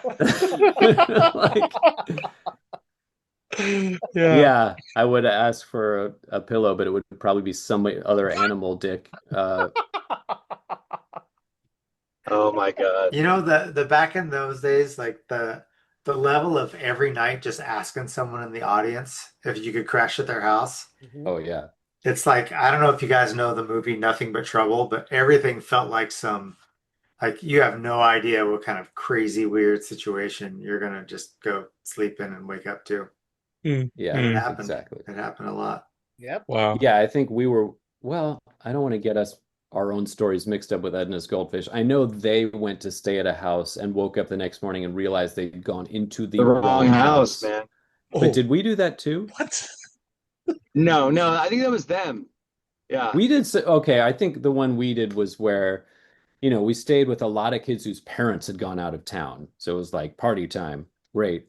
And I think there was one time when we'd like raged all night with these kids and their friends, and we were just pulling out of the driveway when some fancy car pulled into the driveway with these parents like Oh no. looking at us like, what the fuck? We're like, bye. And we just like, Bye. yeah, we gotta go. We cannot stick around for that. Sorry. Oh, that's funny. We did one time when we were on tour with Siren 6, some girl invited us both bands to stay at her like 2-bedroom house. And we got there and me and Achilles, I don't know, we were gonna stay back and take a shower, and then we got out and everybody else had left, and her dad was like drunk, passed out at the table. Yeah. And so we hid in the house because he didn't know we were there. Oh. And the whole band came back, and they had some quite amusing stories about him coming to back to life. Oh God. He either talked about his gun collection or started showing his Yeah. gun collection. Yeah. And he was saying really horribly inappropriate things, sexual things around his daughter and her friends. It was bad. Yeah. I retreated to the van that night. I couldn't take it. Smart. Yeah. Yeah, that was a hard story. There's some tendrils to that aren't really appropriate for public consumption. For sure. Okay. Yeah. Yeah. I mean, there was definitely stuff that happened that wasn't just like wacky crazy, but that was pretty fucking dark. And, sometimes you try to rise to the challenge and sometimes you just get the fuck out of Dodge. Yeah. Right. Now I got a fun question, I hope.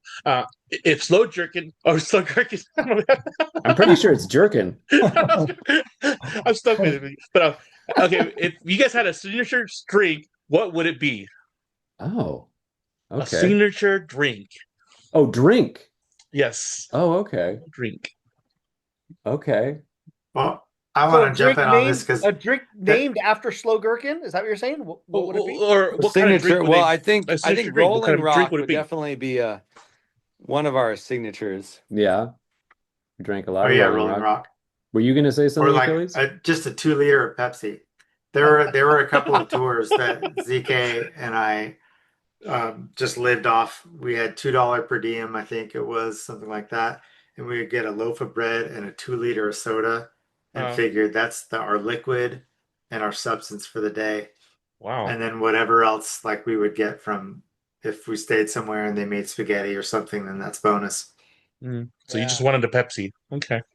I just Yeah. wanted something, and I you hope could that buy was- a 2 just liter wanted for Pepsi. $1 and a loaf of bread for $1. So But at least She you had wouldn't per give it to diem. me. We had our per diems crept up to $7 a day. I think that's where they peaked. So we did a lot of grocery stores and some Waffle House, and Yeah, I'm still trying to think. You know, AJ had a really unfortunate phase where he was drinking 40s. You know, you drink the first 10 ounces out of the 40 and then pour a Red Bull into it. Oh, I don't know if that's a widespread thing. I think AJ and Ross got into that, and I tried it once. I couldn't hack it. James, there's two drinks that we sing about. There's Blatz Oh yeah, and Peter's getting kooky on Blatz because yep. that was early on in the days when the rest of the band wasn't really drinking. Um, and then perhaps a wounded soldier. Oh yeah. Okay, this signature drink of Slow Ooh, Gherkin. nice. okay. It doesn't matter what the drink is. It's just got to be like 2/3 of the way finished and in a warm, dirty glass on a coffee table, and you're bedding down for the night, but not quite tired enough. So you knock it back, and I Okay. mean, I'm And you disgusting pull myself that just describing cigarette this. butt out after you finish the liquid.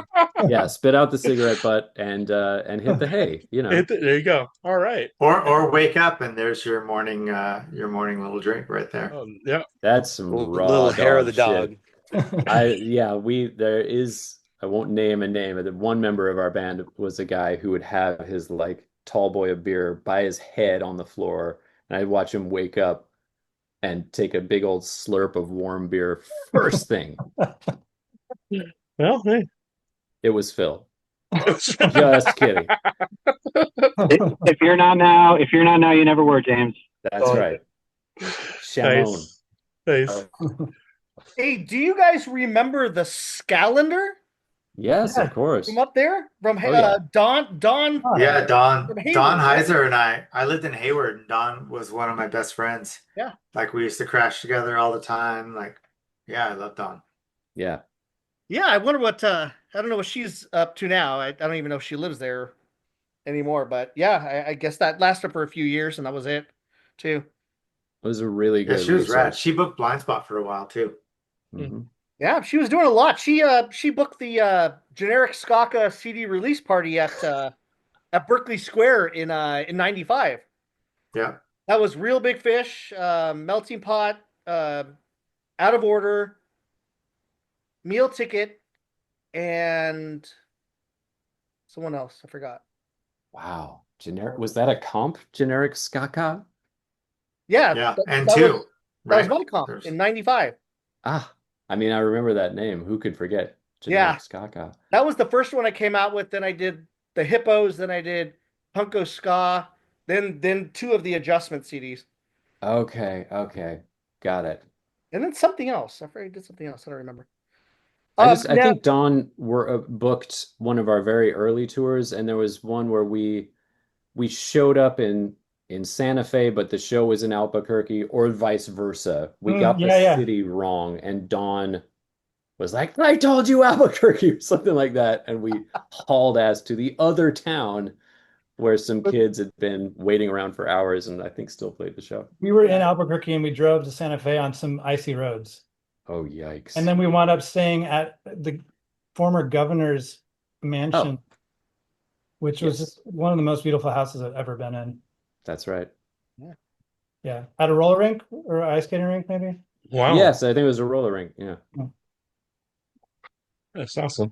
So for my last question, guys, picture the Ska History Hour viewers discovering Slow Gherkin for the first time. Which track should they queue up and why? Oh boy. Okay. You're gonna have to repeat the question. I got distracted halfway through your sentence there. Oh, really? Okay. Oh no. Picture the Ska History Hour viewers discovering Slow Gherkin for the first time. Which track should they queue up and why? Okay.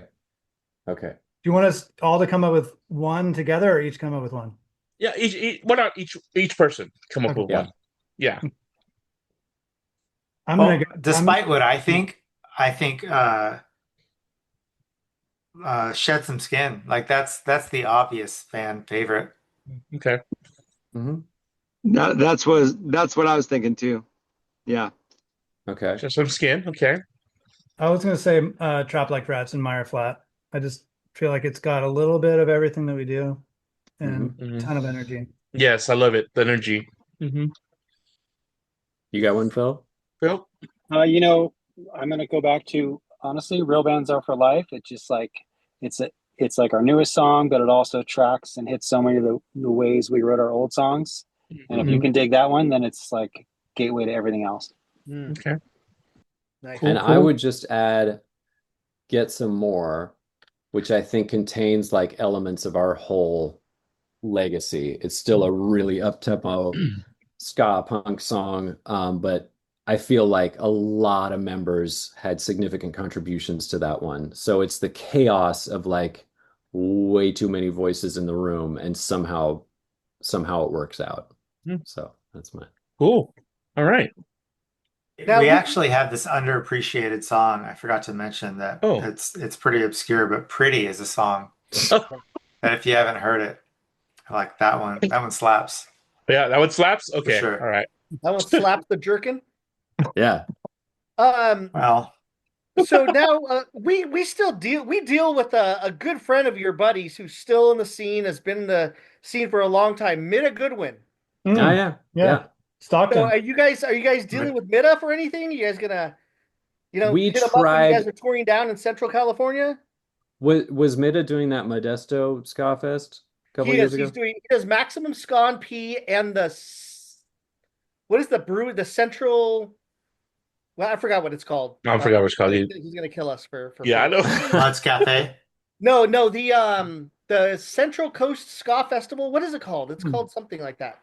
I thought it was just there was some kind of Modesto Ska Festival. Maybe That's that what was it not is. the official Modesto name. Ska Festival or Okay. Central Coast, something like that. Okay. Him Yeah, and Josh Coots do it, but yeah, That's right. he's- That yeah, and Josh, yeah, we tried to make that work a couple years ago, and the stars were not aligned. But absolutely love that Mida is still doing his thing. hell yeah, he's booked a lot of my bands up in Central California. So I love Mida. he's a great guy. We talk to him almost all the time. That's rad. Yeah. Yeah, we're gonna Yeah. see him next week. He's gonna be there too. He'll be there? Oh, Yeah. Yes. Yes. Oh, cool. Yeah, he's Love gonna be it. there. Josh is a DJing Friday also. Hell yes. Yeah, so Josh is gonna be there too. So you're gonna see some of the old cats, man. Love it. Awesome. Yeah, it's gonna be Holy pretty awesome. balls. That's Yeah. great. I'm sorry, you had your last question. You said That was my last question. All right. Yes. Now, since we know that ska does not pay the bills, if you mind, what are each of your occupations, if you care to share with us? That's fun. Yeah. I work for Masterclass, the like online education company where you can like learn comedy from Steve Martin or, you know, suspense novel writing from James Patterson, etc. And I'm a copywriter there. Nice. I run my own business. It's a wellness business, and I also do some software. Nice. Peter, do you care to share? Oh, I already shared. Oh, You mean Phil? Phil. Phil. I'm sorry. Ollie? Achilles? Sure, I'll speak. I am a licensed professional mechanical engineer, and I work at the University of California. And I build things and fix things and plan on the future. Nice. Cool. I was trying to run through all the funny. Oh, What happened? I know. You got muted. Who was no, it? that was my bad. I right before we started this, I was gonna like jump up and down and run the set just to make sure my heart can take it for 45 minutes straight. And then something I hit just keyed that going, so I had some loud Slow Gherkin in my ear. Oh, Yeah, What is I your was- job, I was- Achilles? What's that? Well, What do I you- was trying to think of really funny answers that weren't offensive to someone in one way or another. And so I can't do those. I guess I'll just be real. I'm a software engineer. I write software for internet ISP up here. Nice. Right on. Golly. Ollie.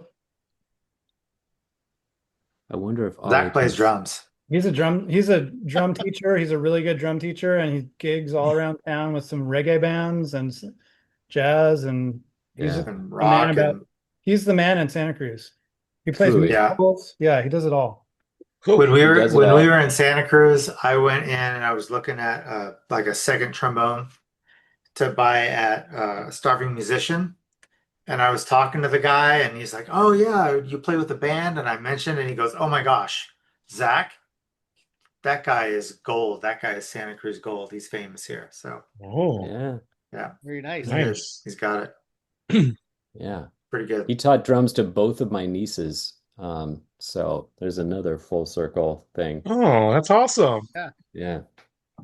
Now, a couple more questions we got here. What are each of your pet peeves and addictions? Wow. Wait, what? We get Pet real peeves deep and here. addictions? Addictions. It could be a good addiction or a bad addiction if you want to share. But pet Wow. peeves, something that bothers all of us. You ask so many questions that I could write some comedy gold. It's just not okay for people that aren't in my inner circle. Mm, wow. That Okay, actually segue. Sorry, go ahead. Go oh, ahead. you go, you go, you go. Well, it does segue nicely into mine, which is I am a very fastidious person, and when eight of us get together to try to like get a set nice and tight or whatever, like I get incredibly impatient. I have like no tolerance for people talking over each other or like if we're if we're trying to figure something out and someone makes a joke, I'm like, oh God, oh, we're never gonna get out of here, which is hilarious because that is the exact nature of band life. And then I catch myself being a dick and I have to rally. But I'd say that's my pet peeve. I'll have to think about an appropriate answer to the addiction one. Anyone else? James, I'm so glad you said that because that's my pet peeve, actually. What James just described about himself at practice. You're saying like we don't share a pet peeve, but my behavior is your pet peeve. Yeah. Yes, yes. I caught a moment in our last practice when it happened. I was like, oh yeah, James is doing that thing. It's like move it along. Yeah. Okay. That was two peeves, one stone. Now you know it. But we also love James for being that way. So don't get me wrong. My addictions, the bad one is probably Twitter. Mm. Good one, I think, is the sun. Just can't get enough Mm. sun. It's good. Oh, Anyone What are you else guys here? talking about? Yeah, that's right. Ollie was gone for a bit. What's, Yeah, what's your sorry. pet peeve and addiction? Oh my gosh. Yeah. That's a hard one. Well, I would say I would say coffee and beer is my addiction. I love both those things a little too much sometimes. Not that I get plastered every night, but I don't have to have a beer all the time. But coffee, man, oh, Mhm. that's hard. Yep. A pet peeve, gosh. I'm pretty easygoing, but I think I get a little impatient with drivers. I guess when I'm driving and somebody's just really not really going how I want them to go. Mhm. I get pretty dang anxious with Yeah, that. So it's a good one. I share that yeah, mentality. Mhm. yeah, yeah. That's what comes to mind. Maybe there's another one. I'll meditate on That's a great one, Ollie. it. Phil? Tough one on the quote addiction front. I'm going to say I probably eat too much chocolate. I like chocolate. Ooh, Yeah. turning into Matt there. I know. Yeah. If you're not now, you never were. Yeah, and then pet peeves. Gosh, that's a tough one. I kind of jumped in and out of the meeting, James, when you were talking about yours, but something about I don't like people who are jerks, and I especially don't like when myself if I act like a jerk. So trying to be hyper conscious of just like whatever I do in life, whether it's or work or family, like it's not like it's heart surgery, no one's gonna die. So just relax and figure out another way without being a jerk to other people. That's good. Okay, so addictions. Let's see, crack, meth. No, The good I'm ones. just kidding. Sorry. That's another one of it. It's not really funny because there's people that really struggle with that. But it's kind of funny. But yeah. No, addictions so much. Like I'm in front of a screen all day, and so there's so many addictions of just information and news. And yeah, I think politics right now is my addiction, and also my pet peeve is I know we don't all want to get political, but goddamn, uh, um, like lack of due process, deportations, Yes. Oh my God. consolidation of authoritarian power. Some of these things Yeah. are my pet peeves. Yeah. And so Yeah. I'll Yeah. see whatever we can do to eliminate my pet peeves. I'd appreciate that from everybody. Yes, we all Yeah. I think we all Yeah. agree. Yes. It makes me Yeah. sick to my stomach, man. It's Yeah. so, yeah. Yeah. I don't know if I'd call it a pet peeve, but it infuriates me. That's for Yeah. sure. Yeah. And I thought these checks and balances would like check them, check the president, but the heck is going on out there? I don't know. They're all too scared, or Yeah. it's their livelihood. When you're a professional politician, got to play the game, and the game is different now. The game Yeah. has changed.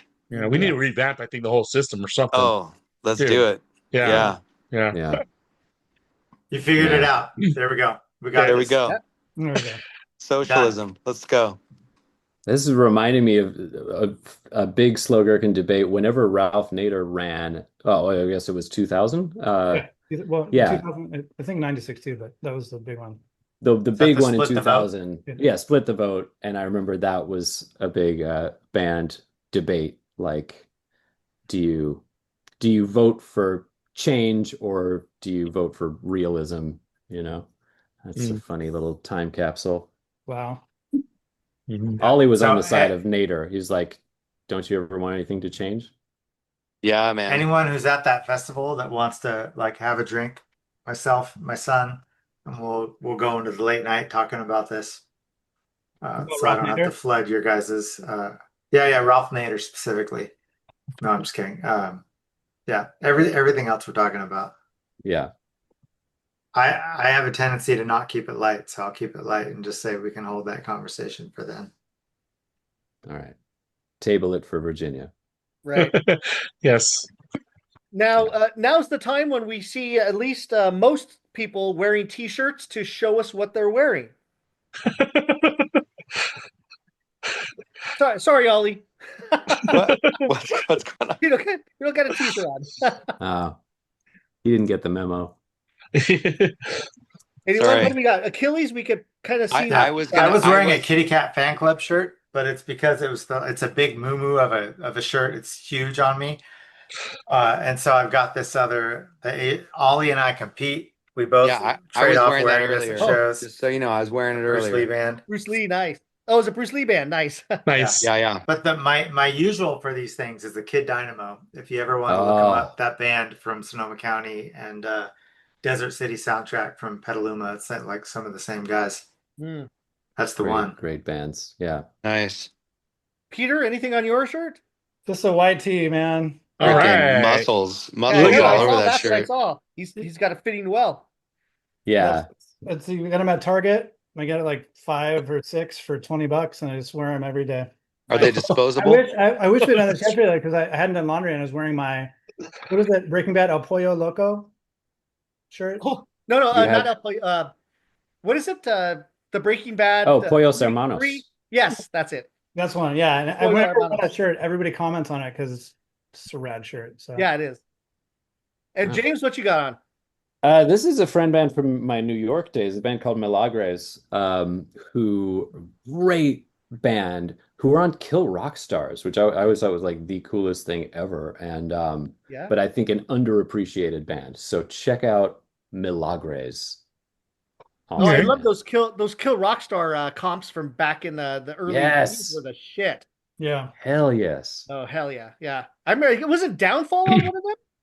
Yes, they were on Slice of Lemon, which was Oh, a really? Lookout Kill Rock Stars double CD, tons of bands. Oh And man. Downfall was on there. I think, unless I'm getting this mixed up, because Shaken 69 was on Slice of Lemon, and that was Lint, Mike Park, and Lars. It was a Bay Area ska super group. Mm-hmm. Now that I'm thinking of it, Downfall might have been on Can of Pork. Yes, that Yeah, was yeah. the Lookout Records. I'm sorry. Okay. Yeah, yeah. Can of Pork. Yeah. But the Kill Rock Stars had some killer bands on that. I remember. God. Yeah. Jose, what are you wearing? Well, today I got a comedian shirt on. Cat Williams. Nice. All right. Yeah, Cat went to go Williams. see him. That's funny. I got That's another. nice. I got a comedian one on too. Oh, really? Oh, Fluffy! Oh my god, Yeah, both those Fluffy. guys. that's They hilarious. keep it clean. Cat Williams keeps it clean. He's Yeah, always got the PC humor going. yeah, It's yeah, nice. yeah, yeah. All right. Now, what does the future hold for Slow Gherkin? Any new material coming out? We've given very vague answers to this question a few times lately. I really want there to be more music, but in order for it to work, we all have to be together. I don't think we can postal service a new Slow Gherkin song. It's like it relies on us sweating it out. So if we can sort that out, I know that I have some little germs, and I'm sure other dudes do as well. So I'm glad that people keep asking this because maybe it'll nudge us toward actually trying to make it happen. I think we should shoot for Christmas time and get Okay. something in the mix, man. Yeah, You just might- a holiday album, I covers don't know. album of holiday There you go. classics. We Yeah. did that. Sweet. Well, make sure that you guys stay on after we pause this thing because we do have a question for you along those lines. Oh, okay. Now, where can we find your music, both physical and digital? Physically, I have some records at my house. I don't think I have enough to Kaya- share, but I mean, got some back over, here. I'll dupe you a copy. I do have a couple of extras if somebody really wanted one. Does Mike Park Yeah. have any back catalog? I bet he think does. so. Well, actually, not anymore since he was on Whatnot earlier. Oh, Yeah, yeah. just selling them all. You unloaded them all. I think you can still get the stuff from Asian Man, or failing that, there's Bandcamp, and we are on the streamers, for better or worse. So you have a few options there. I genuinely don't know if there's any physical product left. Right. People should flood Mike though to put out Run Screaming on vinyl. Mm. Did you say Yeah. I've brown heard that vinyl? from a What few was people that? Brown. lately. It needs to happen. Brown vinyl. Brown Yeah. vinyl. Yeah. Nice. But you guys are on all the other ones, like I think James said, SoundCloud, Bandcamp. Are you on Tidal? That's a newer one. Yes. Yeah, we're on. That's the one I use, and we are on Tidal. Okay. And yeah, but I mean, I have a soft spot for Bandcamp, and all our stuff is on there, so I would head for that one. Well, you guys Yeah, have merchandise at Supernova?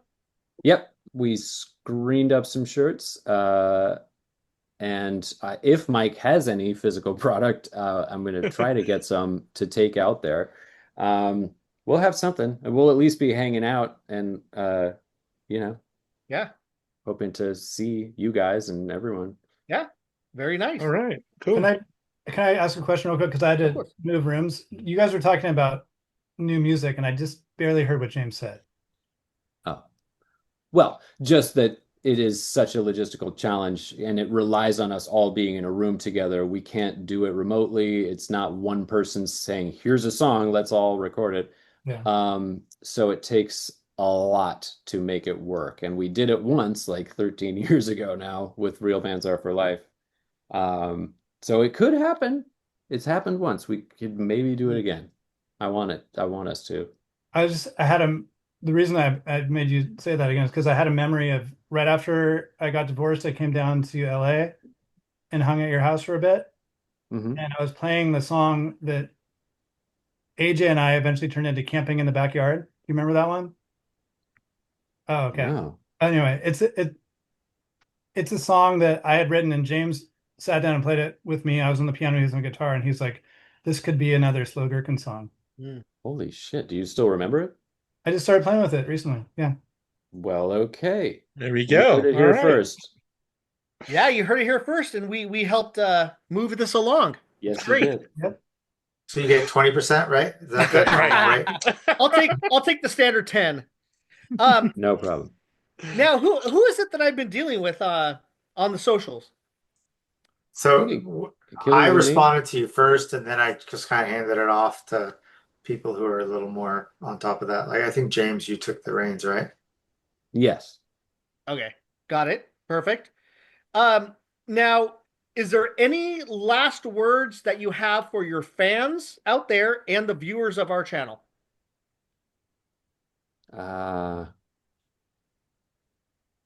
Be good to each other. Yeah, I was Oh. gonna say, be cool, man. Yeah, get informed and vote. That's my thing. Support each other, man.